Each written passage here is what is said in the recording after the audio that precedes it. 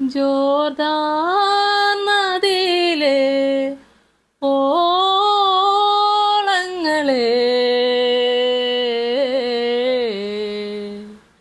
പാടൂ യേശുവിൻ ഗാനം. ജോർദാൻ നദിയിലെ ഓളങ്ങളെ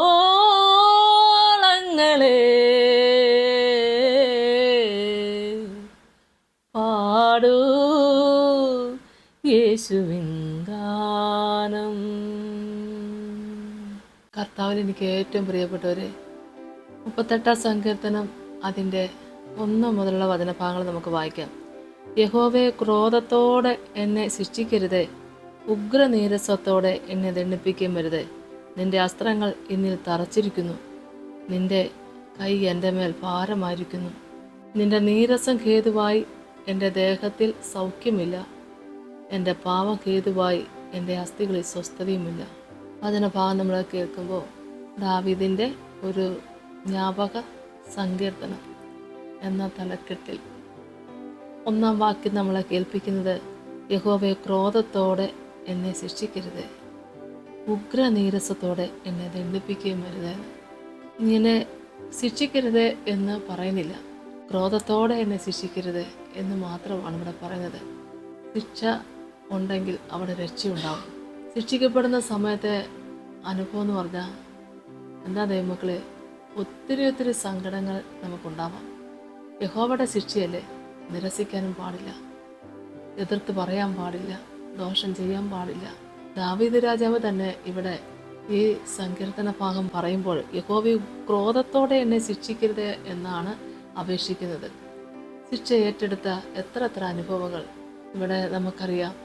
ജനത്തെ ഒന്ന് എണ്ണി നോക്കാൻ മനസ്സിൽ തോന്നിയതേ ഉള്ളൂ. അത് നിമിത്തം യഹോവ ശിക്ഷിച്ചൊരു അനുഭവത്തെക്കുറിച്ച് നമുക്കറിയാം. പ്രിയപ്പെട്ട ദൈവമക്കളെ, ദാവീദ് രാജാവിൻ്റെ ജീവിതാനുഭവത്തിൽ ചെയ്തു പോയൊരു തെറ്റിനെ കുറിച്ച് നോക്കിയാൽ തൻ്റെ കുഞ്ഞ് മരണപ്പെട്ട് കിടക്കുന്ന ഒരനുഭവം, രക്ഷപ്പെടാൻ വേണ്ടി ആ കുഞ്ഞിന് വേണ്ടി ഉപവസിച്ച് പ്രാർത്ഥിക്കുന്നുണ്ട്. ചെയ്ത തെറ്റാണ്, തെറ്റിനുള്ള ശിക്ഷയാണെന്ന് അറിയാമെങ്കിൽ പോലും ദൈവസനയിൽ അതുപോലെ കരഞ്ഞു ഉപവസിച്ച് പ്രാർത്ഥിച്ചു.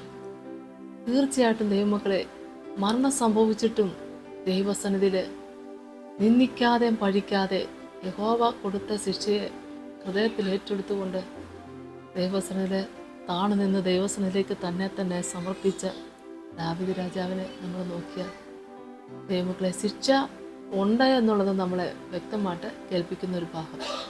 എന്നാൽ നമ്മൾ ആരാണെങ്കിലും, ഞാനും നമ്മളാരും ഈ ലോകത്തിൽ അറിഞ്ഞോ അറിയാതെയോ ഏത് വിധത്തിലുള്ള തെറ്റ് ചെയ്താലും അതിനുള്ള ശിക്ഷ ദൈവം നമുക്ക് തരുമല്ലോ.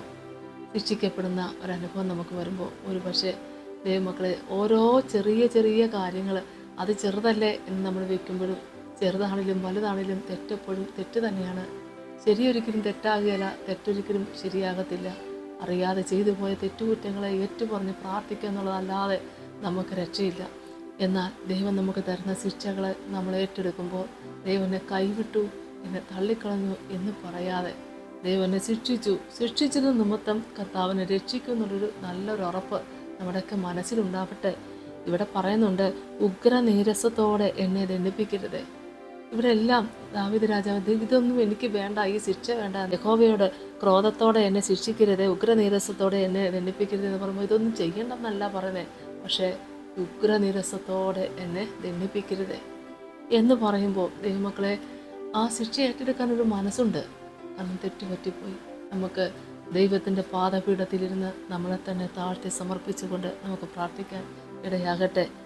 നിന്റെ അസ്ത്രങ്ങൾ എന്നെ തറച്ചിരിക്കുന്നു, നിന്റെ കൈ എൻ്റെ മേൽ ഭാരമായിരിക്കുന്നു. നിന്റെ നീരസം ഹേതുവായി എൻ്റെ ദേഹത്തിൽ സൗഖ്യമില്ല, എൻ്റെ പാപം ഹേതുവായി എൻ്റെ അസ്ഥികളിൽ സ്വസ്ഥതയുമില്ല എന്നാണ് വചനം നമ്മളെ കേൾപ്പിക്കുന്നത്. ഇവിടെ നമുക്ക് ദൈവസന്നിധിയിൽ പ്രാർത്ഥിക്കാൻ ഒരവസരം. എന്നെ കേൾക്കുന്ന പ്രിയപ്പെട്ട ദൈവമക്കളെ, നമ്മുടെ എല്ലാവരുടെയും കുറവ് വശങ്ങൾ ഏറ്റുപറഞ്ഞ് നമുക്ക് പ്രാർത്ഥിക്കാം. ഒരു പക്ഷേ ഏതെങ്കിലും വിധത്തിൽ ശിക്ഷിക്കപ്പെട്ടൊരവസ്ഥയിലായിരിക്കാം നമ്മൾ കഴിഞ്ഞു പോകുന്നത്. എന്നാൽ ഒന്ന് ഓർക്കുക, ഇത് നമ്മളെ തകർക്കാൻ വേണ്ടിയല്ല. ഈ ശിക്ഷ നിമിത്തം നമ്മൾ രക്ഷ പ്രാപിക്കും. കർത്താവിൻ്റെ തിരുസന്നിധിയിൽ താഴ്മയോടെ, വിനയത്തോടെ, ഭയഭക്തിയോടുകൂടി നമുക്ക് പ്രാർത്ഥിക്കാം. സ്തോത്രം കർത്താവേ, കരുണാസമ്പന്ന എൻ്റെ സ്വർഗീയ നല്ല ദൈവമേ, ദാവീദ് രാജാവിൻ്റെ ഈ സങ്കീർത്തന ഭാഗങ്ങളിലൂടെ ഞങ്ങളെ തന്നെ താഴ്ത്തി സമർപ്പിച്ചുകൊണ്ട് പ്രാർത്ഥിക്കുന്നു. പിതാവേ, കുറവ് വശങ്ങൾ അറിഞ്ഞും അറിയാതെയും വന്നു ഭവിച്ച എല്ലാ തെറ്റുകുറ്റങ്ങളും എല്ലാം മനസ്സുകൊണ്ട് ഏറ്റുപറഞ്ഞ് പ്രാർത്ഥിക്കുന്ന എല്ലാവരെയും ദൈവമായ കർത്താവെ അവിടുന്ന് അനുഗ്രഹിക്കണമേ. കർത്താവെ, ഒരു പക്ഷേ ശിക്ഷയിൽ അകപ്പെട്ട് കിടക്കുന്ന ഒരു അനുഭവമാണോ കർത്താവെ ഇന്ന് ദൈവസനിൽ അപേക്ഷിക്കുക. ദൈവത്തിൻ്റെ കോപത്തിൽ നിന്നും ക്രോധത്തിൽ നിന്നും എൻ്റെ മക്കളെ കുടുംബമായി രക്ഷപ്പെടേണ്ടതിന് കർത്താവെ ചെയ്തു പോയ എല്ലാ പാവങ്ങളും ദൈവം ക്ഷമിക്കേണ്ടതിന് പ്രാർത്ഥിക്കുന്നു.